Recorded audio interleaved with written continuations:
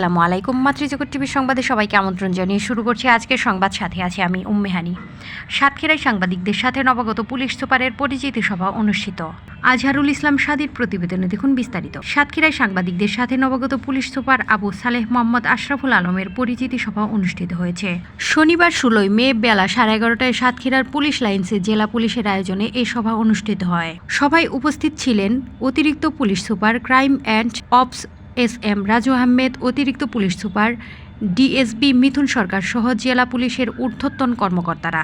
এছাড়া সাতক্ষীরা প্রেস ক্লাবের সভাপতি আবুল কাশেম, সিনিয়র সাংবাদিক কল্যাণ ব্যানার্জি, মমতাজ আহমেদ বাসী, রামকৃষ্ণ চক্রবর্তী, অধ্যক্ষ আশেক ইলাহি, ওয়ারিশ খান চৌধুরী, এম কামরুজ্জামান, জাকির হোসেন লস্কর শেলি, বরুণ ব্যানার্জি, প্রেস ক্লাবের সহসভাপতি আবুল কালাম, সাধারণ সম্পাদক আসাদুজ্জামান আসাদ, যুগ্ম সম্পাদক বিল্লাল হুসাইন, আকরাম হোসেন, আসাদুজ্জামান, আব্দুস সামাদ, আবু তালেব মোল্লা, গুলদার শাহিন, মহিদার রহমান, গাজী ফরহাদ, হুসেন আলী, আলী মুক্তাদার হৃদয়, তৌফিকুজ্জামান লিটু, আবু সাঈদ, হাসান গফুর সহ শতাধিক প্রিন্ট ও ইলেকট্রনিক মিডিয়ার সাংবাদিকরা উপস্থিত ছিলেন। পরিচিতি সভায় পুলিশ সুপার আবু সালেহ মোহাম্মদ আশরাফুল আলম বলেন, সাংবাদিকরা সমাজের দর্পণ হিসেবে কাজ করেন।